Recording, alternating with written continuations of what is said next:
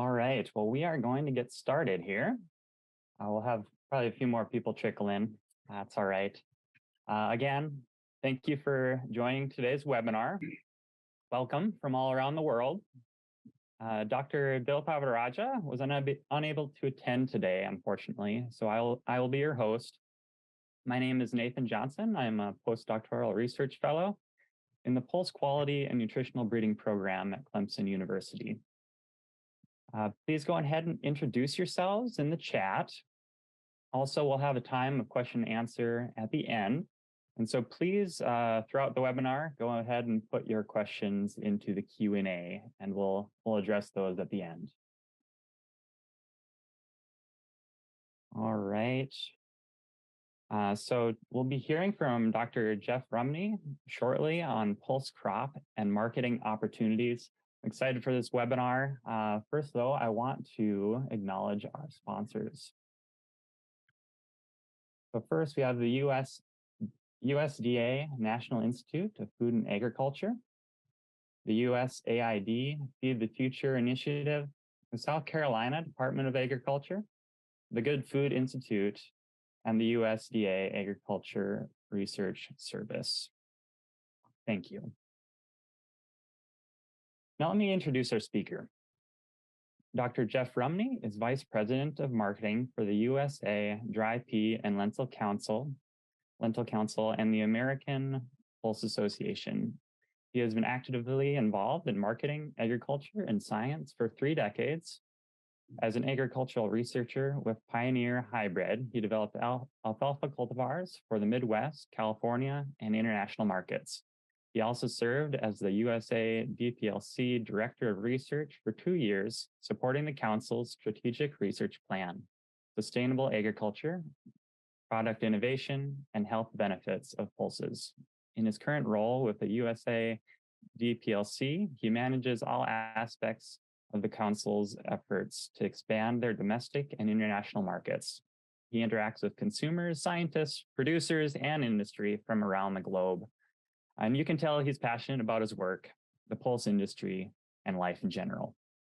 So I'm excited for his presentation, and I'm sure there'll be lots of good questions. And so just a reminder, please go ahead and put your questions into the Q&A for the end. And with that, I'd like to welcome Dr. Jeff Rumney. I'll turn it over to you.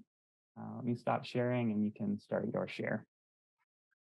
Well, good morning, Nathan, and good morning to everybody in the audience. I'm actually really disappointed that Dill wasn't here today. Dill and I met a few years ago when I started with the council, and she is really a dynamo, very an inspirational person. So I hope to catch up with her here soon. So I want to thank everybody for the opportunity to present some of our marketing ideas. I have an absolute ton of content to go through. I'll probably have too many slides. So as we progress, I might skip over a slide here and there, but don't worry about that. I'll try and leave plenty of time at the end for questions. So I'm going to go ahead and share my screen, share my slides.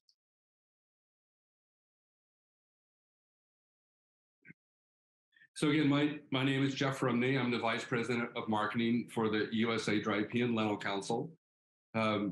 I started out my career in Montana. I grew up on a cattle ranch, family operation, was one of these people that loved going to school. Got my BS at Montana State University, master's at New Mexico, and a PhD in plant breeding at University of Wisconsin in Madison, worked on alfalfa, and worked within the industry for quite a number of years. And things change, opportunities open up.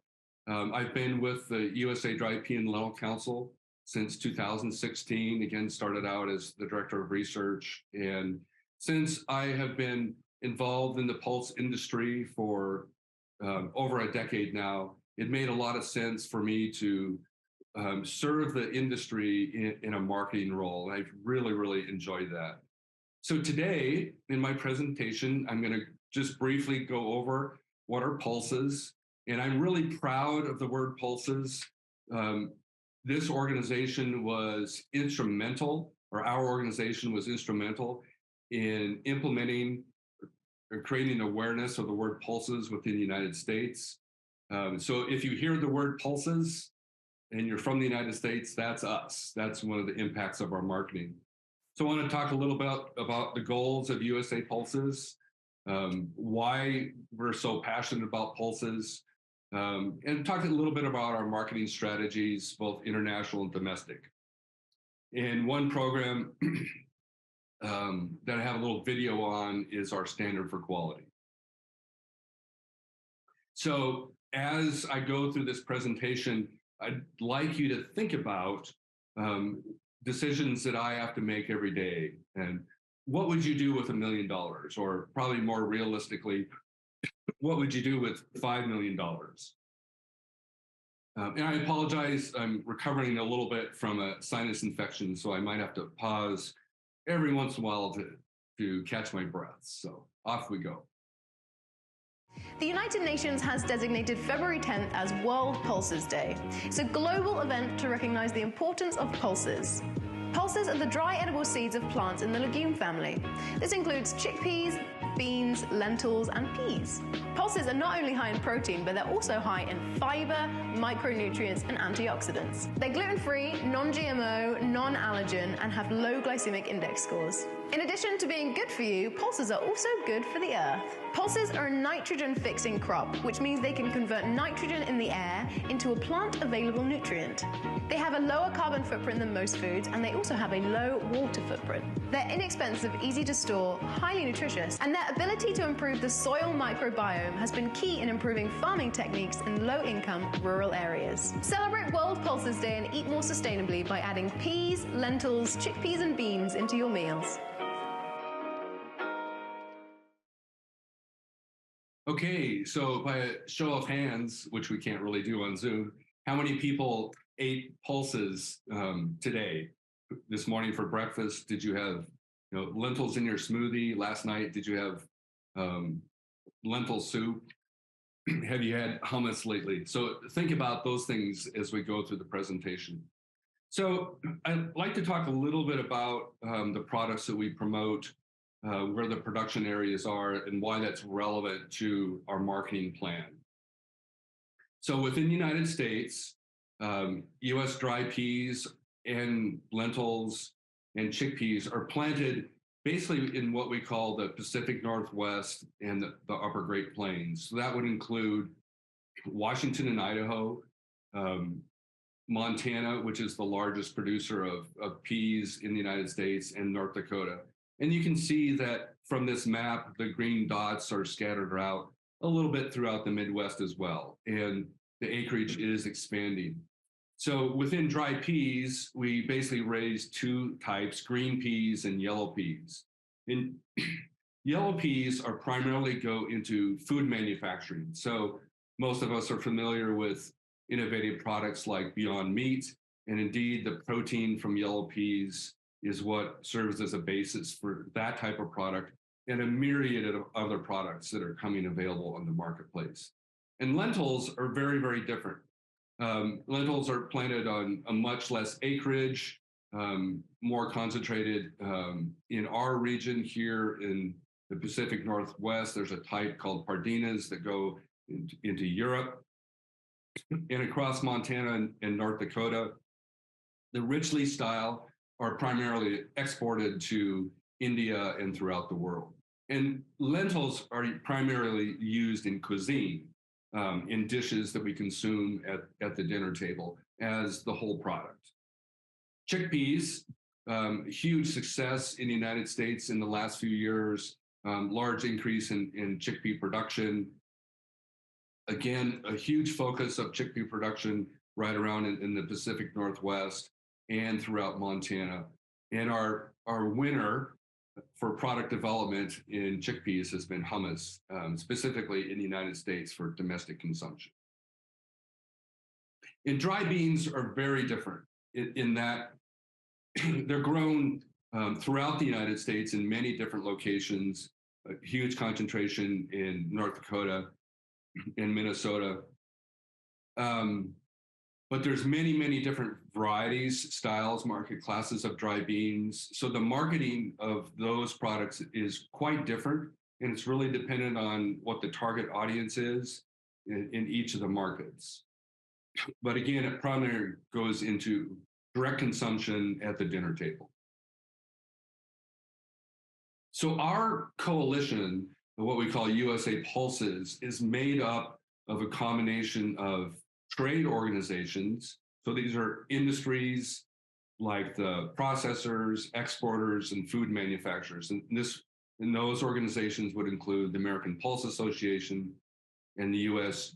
Peanut and Lentil Trade Association.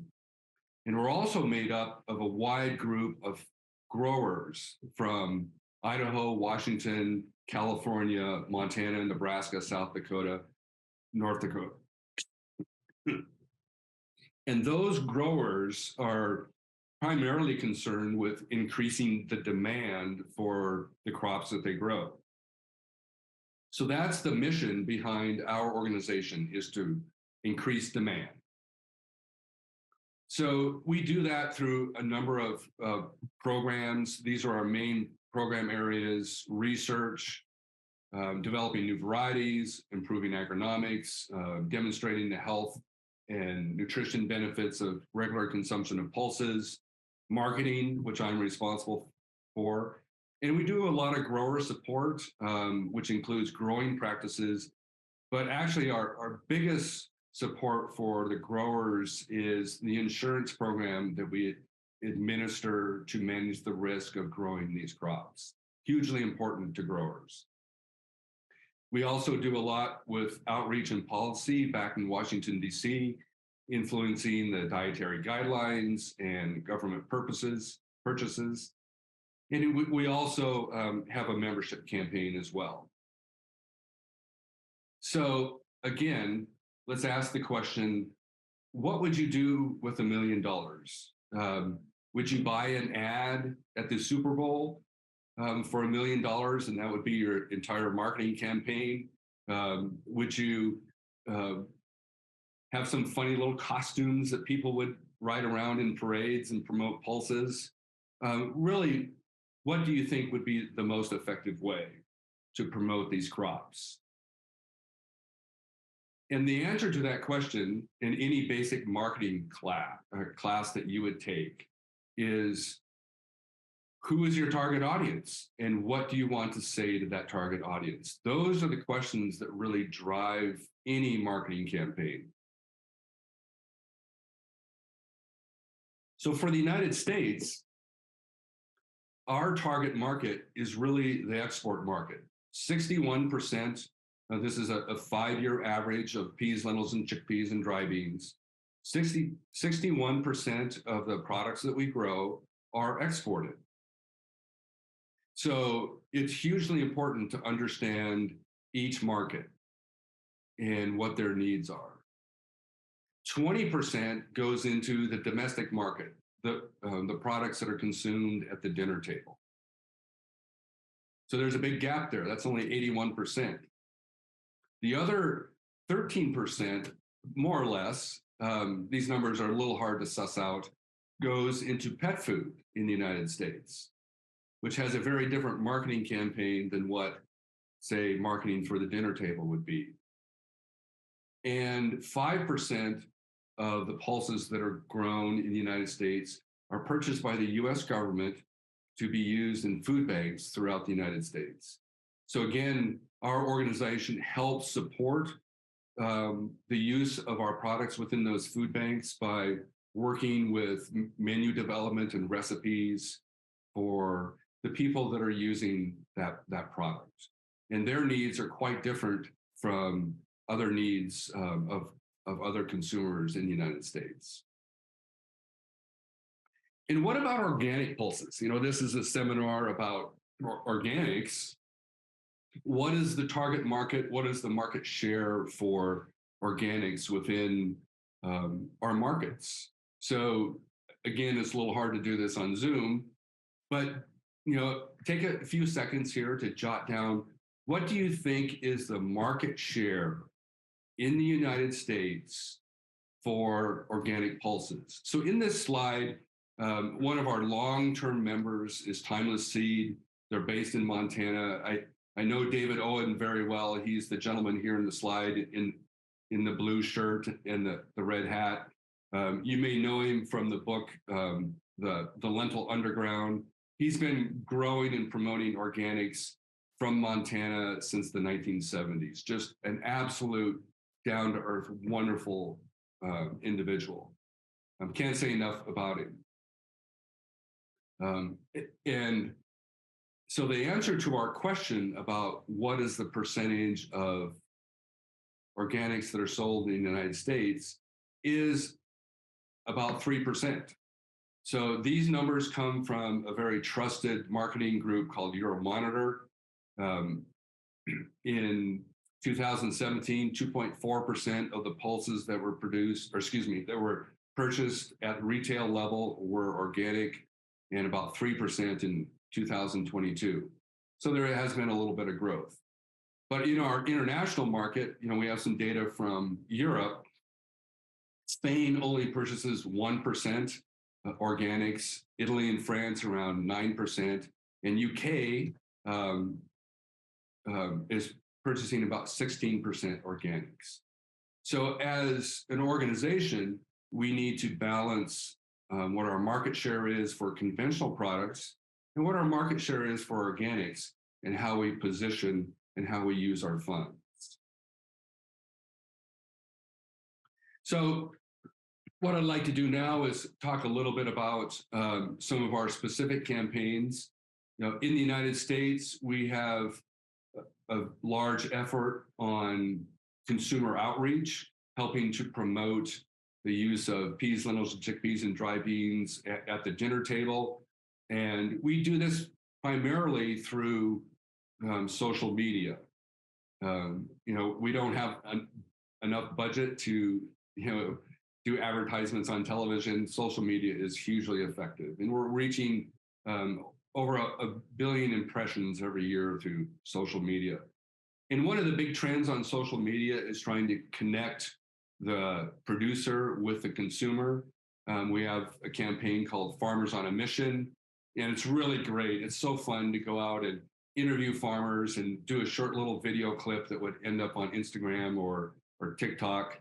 It's funny to see a 55-year-old white guy from Montana featured on TikTok, but it's a really good way to engage the consumer about the health and vitality of these products. And also hugely important in our social media campaign is the use of paid influencers. And this is really a way to leverage our dollars in order to reach a huge number of people relatively efficiently. And in these campaigns, we are essentially sponsoring influencers to promote pulses through recipes. And we track this with social media marketing tools now. We can calculate the return on investment of the dollars that we spend.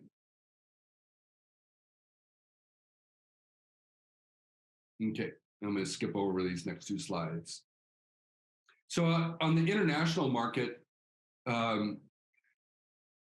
what we're trying to do is drive the demand for U.S. pulses. And we do this in four different ways, in general speaking, through trade relations, through technical support to consumers, chefs, and food manufacturers, direct promotion to consumer, but also at the international level, we're addressing trade barriers as well.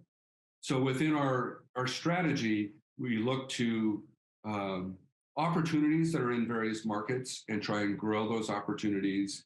And then we try and overcome barriers or challenges. So each one of our programs that we have is addressing an opportunity and a challenge, and these are different in each of our markets. So I have a team that works internationally that is funded by a federal grant. We get about $1.5 million a year for what we call our MAP and FMD market access and foreign market development programs. And then we have some special projects that we do that add about $1 million or $2 million a year for us to run our marketing campaign. And we have a team that covers Latin America, so that would be Central and South America and Mexico. We have a team that is in the Mediterranean, North Africa, and the Middle East. Johanna Stobbs has been serving our Northern European market for over 20 years. We have a really exceptional team in India, led by Sanjay Khurana. We have our marketing reps in China and a team in Southeast Asia as well. So each one of these markets has a different set of opportunities and challenges. So some of our basic tools are what we call market development. And this is where we bring buyers and sellers together. So there is no more effective way to grow the demand than actually bringing people together. So as an organization, we don't sell anything. Basically, what I do is I'm a professional friendly person. I open doors for our exporters to come and meet face to face with the people that they've been doing business with for years, to strengthen those relationships or to open new opportunities. And the pulse industry is actually a small industry. We see our local businesses here in the United States as family-owned businesses that are sometimes generations old. This image that's in the upper right, this is from Rocky and Sons. They're actually a fifth generation business here in the Pacific Northwest. And they're meeting with a group of buyers from India that we brought into the market. And the other thing that is hugely important is attending trade shows. And you think, trade shows have been around for years. What's the deal with trade shows? Is it really that effective? And when we look at our dollars spent and the number of sales that we generate, trade shows are truly, truly effective. And we do trade shows in every market. Some of the big shows that we do, there's an image right here in the center where we have Don Crane at Gulf Food, which is in Dubai every February, meeting one-on-one with a new buyer. You can see Don is taking some information, and that information will be brought back to our organization, vetted, and then submitted to all the people that are within our coalition to take advantage of that opportunity. And at a typical trade show, we may invest $60,000 to $70,000 by the time we commission for a booth and pay for travel and all those associated expenses. And in a normal year, we would garner sales between $1 and $5 million from a trade show like Gulf Food. So the payoff is really quite good. And we see two types of sales. We see ongoing sales from existing customers, and then we see new business as well. We spend about 40% of our budget on technical support, and this is done at the chef's training level. And this is really teaching the teachers concept of what we do. We have a huge program in Europe. In some parts of Europe, in certain commodities, we have 40 or 50% market share. So in those markets, we're not really trying to establish new relationships. We're trying to build consumer demand because the business-to-business relationships are already established. So it's a little different strategy than other markets. And we're also doing a tremendous amount of work on the innovation side, helping food manufacturers around the world use pea protein or lentil flour or chickpea protein isolate in innovative products. And I also, probably one of the more challenging efforts that we do is addressing trade barriers. And it is a part of our marketing campaign. Interestingly, we can export dry peas and lentils to China, but chickpeas are not a recognized product on our approved export list into China. So currently, we have a campaign or a program in which we're writing a pest risk assessment and a potential use, and we'll present that to the government of China and hopefully open up chickpeas into the China market. So it's interesting. Canada has a separate situation in that they are not allowed to export lentils into the China market, which really would be a huge opportunity for them. So I'm going to go through a few individual markets and talk about some of the challenges and opportunities. This is just a sampling of some of the work that we do: Europe, India, Latin America, and Southeast Asia. So the approach in Europe. So again, we have a very well-established brand recognition, brand recognition at the business-to-business level within Europe. There's not as much consumer awareness in Europe about U.S. origin pulses because of the nature of the market. But we really see a challenge and an opportunity within Europe around sustainability. So there's been many initiatives within Europe to promote local production, promote sustainable production, and lower the carbon footprint of the diet within Europe. So as an organization, we wrote a grant to the federal government to do market research and market development. And the title of that grant was The Role of U.S. Pulse Crops in Helping to Achieve Carbon Neutrality in Europe. So this is basically an idea that if you're going to do marketing, it's best to listen before you speak. So we have discovered that there's a disconnect in certain markets in Europe. They don't understand the sustainability of U.S. origin pulses, thinking that local pulses are inherently more sustainable. So this market research is helping us to develop a strategy to bring that message forward, both as what we should say and who should bring that message to the European consumer.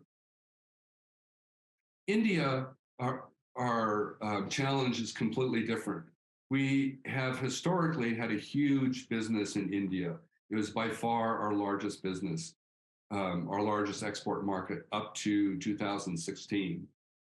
In 2016, Prime Minister Modi had an initiative to make India food self-sufficient, and we support that initiative 100%, making the farmers, making the agricultural system, ensuring food security within India. But that has caused a shift in our export market. We have really lost that opportunity to sell pulses into India. And we've been working to try and overcome these trade barriers. So currently, we have U.S. origin lentils have a higher tariff rate than Canadian origin lentils, and we've been working to try and overcome that. So our opportunity there is to build on our existing relationships and tap into this vast market. So we've been doing this with trade relations, taking senators, taking politicians from the United States and meeting with the trade in India.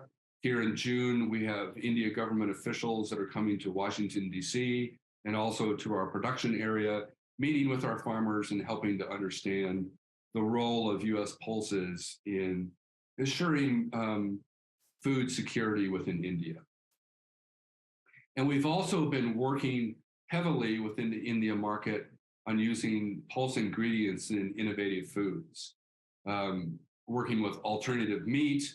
So here in the center, this is a picture taken just a month ago when I was in India, and we were sampling chickpea or U.S. origin chickpea sandwiches in Burger King. The Burger King is looking to roll out into their markets in India, and also working with food manufacturers in India to bring like plant-based meats, chicken nuggets into the India market. So we have U.S. origin pea protein isolates that are being manufactured into chicken nuggets in that India market. Okay, Latin America, completely different strategy. Latin America is a very, very small market with a strong connection to eating pulses on a regular basis. That's where dry beans came from, South America. So it's within their culture. So over time, the eating patterns in Latin America have shifted away from their traditional eating patterns. And we're trying to work in promoting pulses as being a healthy option to sugary or high glycemic index products. And like in Central America, it's a very small market, but it's a growth market. It has a free market opportunity. There's no tariffs in that market. So everything that we do has direct impact on our demand for our farmers. And our approach in Mexico and South America has been to work with the government and food agencies in promoting the health benefits of pulses in their market. The government of Mexico has introduced front of label requirements for sugary drinks and sugary snacks. And we're working with food manufacturers in such a way that they can manufacture a healthy product that doesn't have those front of label indicators on their packages. Southeast Asia is a completely different challenge in that pulses are really not a part of their daily regime. There are not a lot of traditional recipes that incorporate pulses. This is especially true in, say, Vietnam or the Philippines. Well, the Philippines, their primary use is using green peas in snacks. So what we've done in that market is build brand loyalty. And we've done this through a campaign that's over 25 years old called the Standard for Quality. This is where we connect U.S. origin pulses actually to the consumer package at the retail level. And I have a short little video. This video is going to exceed the length of time that we have for this presentation. So I'm just going to start it. And this is available on our YouTube channel. And we can send out that link after the seminar if you want. Members of the USA Dry Pea and Lentil Council take pride in producing the safest, highest quality dry peas, lentils, and chickpeas in the world. And international brands show their trust in superior U.S. quality when they choose to use U.S. pulses. But these brands need a way to communicate that trust to customers. This is where the USA Dry Pea and Lentil Council Standard for Quality program comes in. Brands that use U.S. pulses and feature the Standard for Quality seal on their retail packaging can request reimbursement from the USAID PLC for qualifying promotional and marketing expenses. This cooperative promotional program has been especially popular in Southeast Asia, where consumers show a strong preference for U.S. food products. We spoke with Southeast Asian brands about what the Standard for Quality program has done for them. Hi, I'm Mel Sua. I am the Managing Director and second-generation owner of M&T Food Industries. We're a peas and peanut snack manufacturer. Hello, my name is Vanu Kotamraju. I'm President of RAM Food Products here in the Philippines. Kulawat Sandra Walapun. I work as a CEO of JRF&B. We have our own brand, which is called Macarat, which is we are focused on healthy food. Regan Lim from WL Food Products Corporation from the Philippines. I work as a general manager of the company.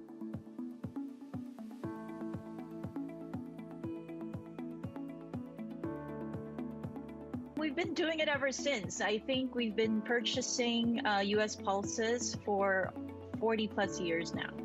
We've been purchasing for more than 30 years. As early as 1994. More than 30 years.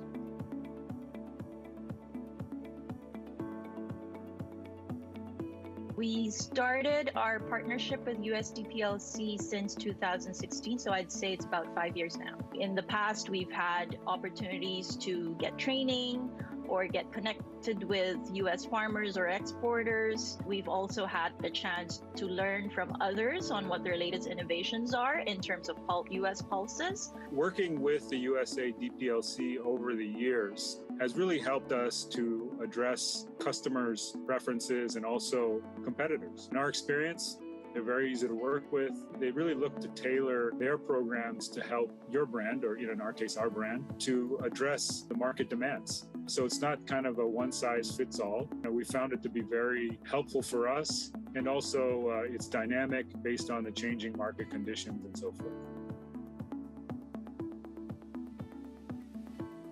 With this partnership with USDPLC, we get a bit of marketing support. And as you know, everybody here in the Philippines is in lockdown. So the fact that Facebook, Instagram, social media campaigns are a big deal and online selling is a big deal now. So we've been using part of the funds that we're getting to increase sales on the online front. We work very close. So I'm going to go ahead and pause that video.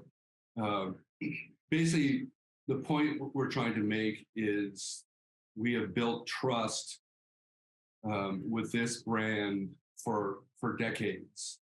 So we are able to connect U.S. origin quality, which is the highest quality in the world. Our products are also the most expensive in the world, with a food manufacturer, an importer, and the consumer at the consumer level. So you can see that we've been able to develop buy-sell relationships with these organizations for over 30 years. So that level of consistency, that level of trust that we built is really an important business model. Okay, so China, we just have a few minutes left here. China offers many challenges and many opportunities. It's a huge market. Chickpeas are closed to the market. Most of the yellow peas that we sell into the China market are manufactured, and the yellow peas are fractionated. The starch goes into the vermicelli noodles. And currently, China doesn't really have a use for that protein, which seems kind of ironic. And a lot of that protein comes back into the United States at a very low price. And the Canadians have a very large market share within the China market.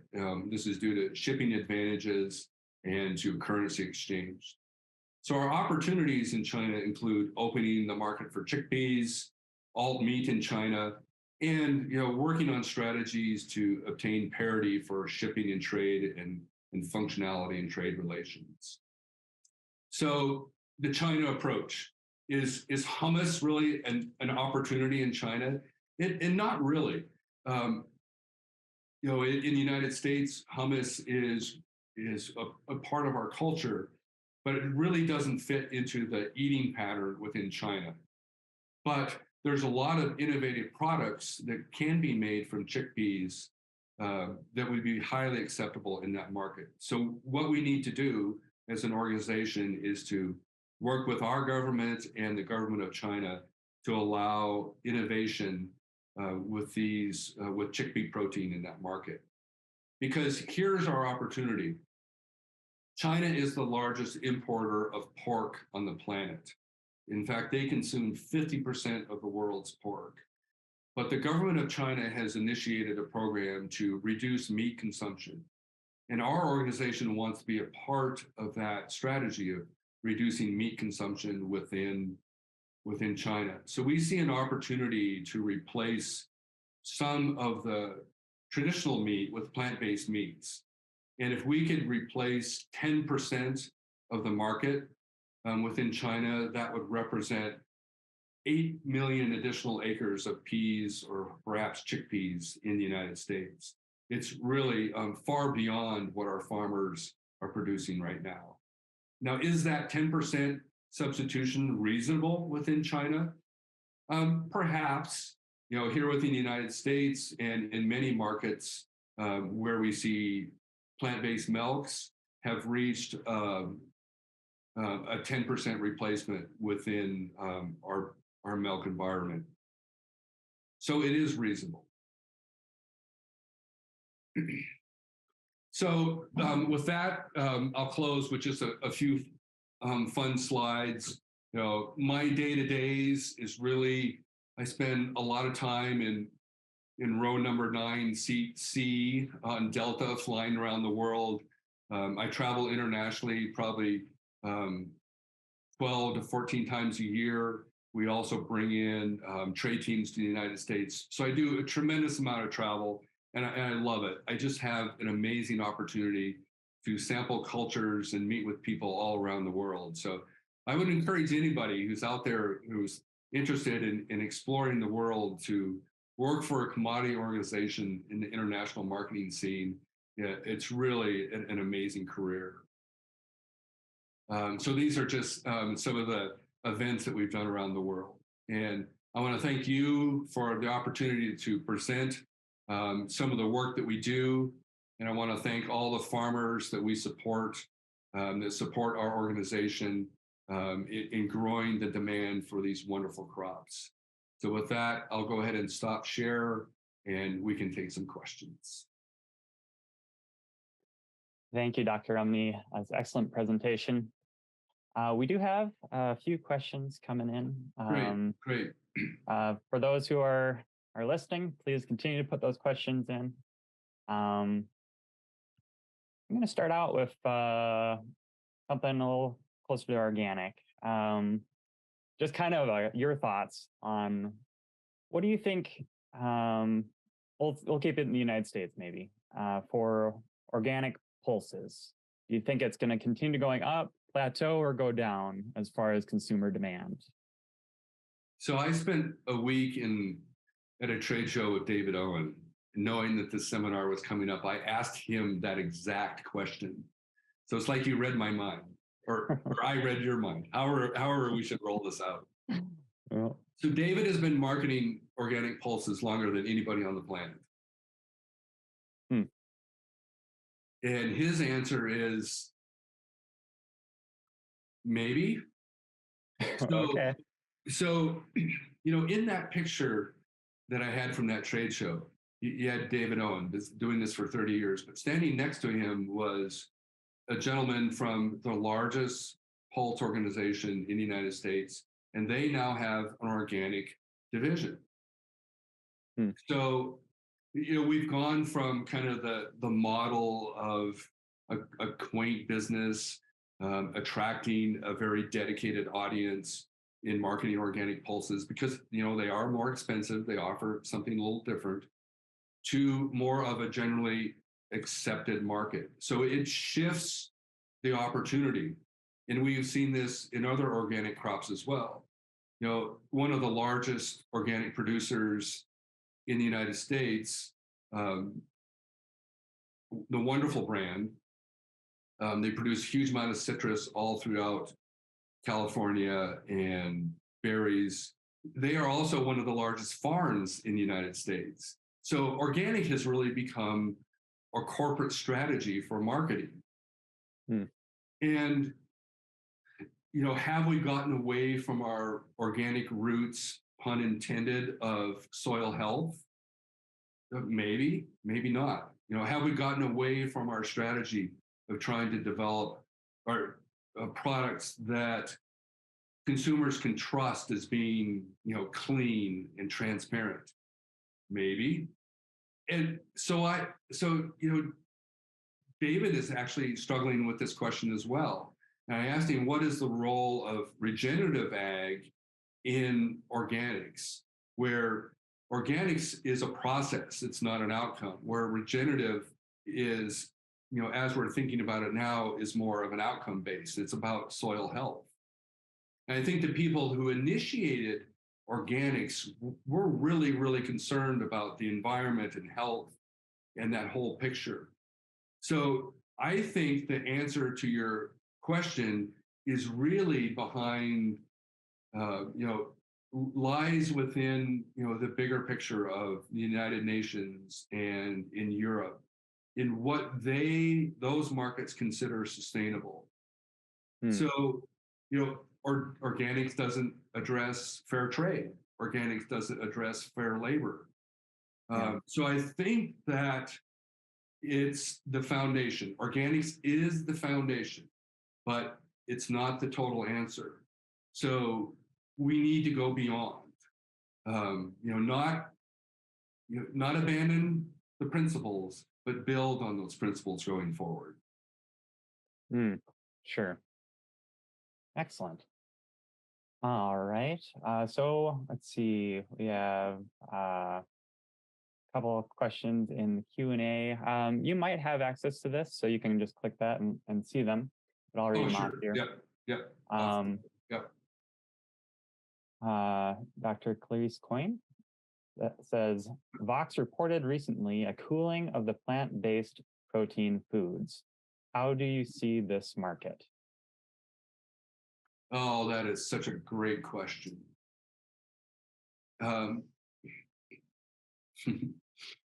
So, we've all experienced these booms and busts. There was the .com bubble. There's cryptocurrency bubble. There's been real estate bubbles that have come and gone. When I had an advertising agency in California, we had a tremendous number of businesses that would walk across our threshold with all sorts of crazy ideas for the internet. And as an organization, we made a decision that if that business idea didn't make sense in the real world, we wouldn't necessarily participate or want to do work for that business, just because it was on the internet. And I think it's kind of the same way. There's been so much money invested in the plant-based protein market that there's been products that have come out on the space that really weren't ready. They weren't worthy of the consumer yet. So I've been tasting these products since 2015, and there were some commercial products that really only a mother could love. And the average consumer, there's no way that they were acceptable. But we are to the point now in these third and fourth generation products that are absolutely stellar. So I was in an experimental piloting facility in India a few months ago, and we had these chicken nuggets that they were going to release in the largest fast food restaurant on the planet. And they were absolutely stellar, indistinguishable from what you might consider a meat-based chicken nugget would be. Now contrast that to the chicken nugget that Beyond brought into KFC. By way of raising your hand here in the United States, how many people tried that chicken nugget at KFC? I tried it once and I've never had another chicken nugget from KFC again. It wasn't consumer ready. So, one of your sponsors is the Good Food Institute, and we've been doing work with the Good Food Institute for years. And their CEO made a really, really good point. Just Google him. He's a great guy, Bruce Frederick. Some of the podcasts that he's done. And what the industry needs to get to is parity. So a lot of people in the room are too old to remember the transition from a carbureted engine to a fuel injected engine. It was a shift in technology. And most people, they just want to get in their car and go to work. They don't care about the underlying technology. And that's the way it needs to be for plant-based meats as well, is that the technology becomes invisible, that the product performs at such a high level that the consumer they're not even aware of it anymore. So we were at Expo West. It was in Anaheim a month ago or so. And we took a group of farmers to Expo West to let them try some of these new products. And, you have this stereotypical grumpy old farmer, you take him to a trade show in Los Angeles, and all these crazy wackadoodle products are there. And the one farmer, he looked at me and said, "Now, is this a trade show about Pulse ingredients?" And I said, "No, this is the trend in the United States." And he looked at me and said, "You know, if I had served this product to my family, they never would have known that this was made from pulses." Hmm. So it's not the product's fault. The products came out too early. You know, they were second and third generation products. In order to get general consumer level acceptance of these products, we need to be at fourth and fifth generation products that really will perform at that level. And it's just going to take a while to get there. Sure. So this money that was invested, yeah, we're in a little bit of a downturn. But if you look at any business cycle, it's kind of to be expected. Okay, that makes sense. All right. Next question. Olivia, can you possibly explain how and if this production of pulses could improve the climate change crisis? You know, that is such an amazing question. And we talk about this within our organization all day long, every day. So pulses and legumes have this kind of magic system. So within your body, Olivia, over 70% of the nitrogen in your body was derived from a fossil fuel driven system called the Haber-Bosch system, which takes nitrogen from the air, adds energy, adds hydrogen to that nitrogen, and makes it available for plants to use as a source of nitrogen to make protein. And it's an energy, the Haber-Bosch system is energy intensive and requires hydrogen. And that hydrogen now is being stripped off of fossil fuels. Pulses, you know, have this magical system with rhizobia that enables the bacteria to pull that nitrogen from the air and fix nitrogen in a very low energy system where it doesn't require fossil fuels. The problem with pulses is that they don't have a very high yield compared to, say, corn and soybeans or even wheat. You have to be a really, really good farmer in order to grow pulses. So they're challenging. So, you know, we know that on the research that we've done, if you make a blended pasta product with wheat and pea protein, that you can lower the carbon footprint of that pasta by 25%. And that includes the nitrogen that goes into, mostly from the nitrogen that's used for growing wheat. So growing pulses is really a part of this whole picture. But you as a consumer are a part of it as well. You know, we've done a life cycle analysis on pulses, where you look at all the farming inputs and the manufacturing inputs and the consumption inputs. And the biggest change in lowering your carbon footprint in consuming pulses is to put a lid on your pot. The carbon footprint of cooking pulses in an open kettle versus the carbon footprint of cooking pulses in an Instant Pot or a pressure cooker is bigger than the nitrogen or the transportation system involved. So there's a lot to the story. Yeah. Decisions that you make at the dinner table, how you cook it, how you prepare it, have a huge impact. Yeah. Interesting.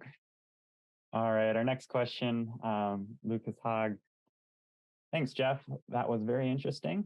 Do you think the export market to India is dead long-term, or do you envision a scenario that it could return? And then an add-on, where do you think the biggest export opportunities lie, and specifically in what pulse crop?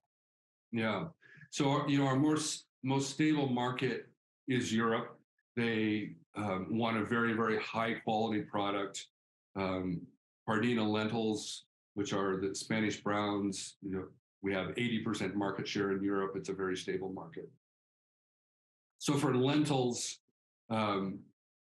Europe and South America, Mexico are very, very important. India has gone. I actually skipped over a wonderful slide. We'll probably post these slides that shows a 10-year history of exports and imports around the world, and you can see that India has actually gone from a huge importer of products, of pulses. They're the largest consumer and the largest importer of pulses, and they are actually becoming an exporter of pulses. So we do think that India has an opportunity to obtain, food self-sufficiency. But also in that slide that I did skip over, you'll see a huge increase in pulse imports into China, going into food manufacturing. So China, alt meat, it's a government initiative.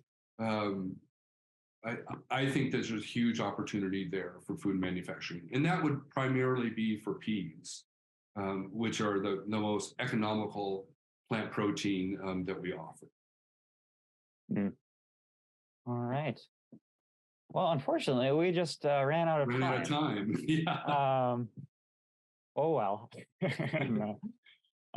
It was really interesting discussion. Thank you for your presentation. Absolutely. I will put up a slide here in a second, just going over some general information about the seminar series. And if you could all join me in thanking Dr. Jeff Rumney, I can throw your comments into the chat. With that, we are dismissed. Thank you again for attending. Thank you. Yep. Thank you for the presentation. And I don't know if I'm about to leave Dill's group, so I probably won't see you at any conferences or anything. Okay. But it was a pleasure. Well, I wish you luck in the future. Take care. Yeah, thank you. Yep. Bye-bye.